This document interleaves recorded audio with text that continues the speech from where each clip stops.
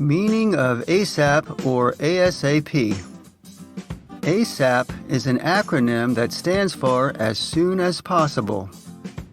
While this makes it sound like a.s.a.p or a.s.a.p means as soon as is convenient, in reality, it usually means without delay or promptly.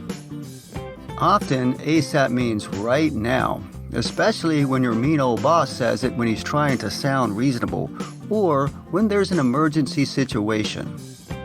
In hospitals and other medical settings, they say stat, which means immediately, but people often think that a.s.a.p means immediately.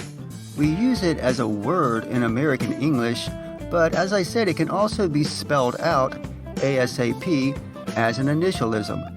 Either form is acceptable, but you will sound more natural and casual if you just say it as a word. I need you to hit that thumbs up button ASAP. I need you to hit that thumbs up button ASAP, soldier. a.s.a.p originated in the U.S. Army around 1955 and was and is used throughout the military. The military often uses acronyms like this for brevity. This is especially important for radio communications. If you are talking over the radio in an emergency situation and you need something done quickly, it makes a lot more sense to say ASAP or ASAP.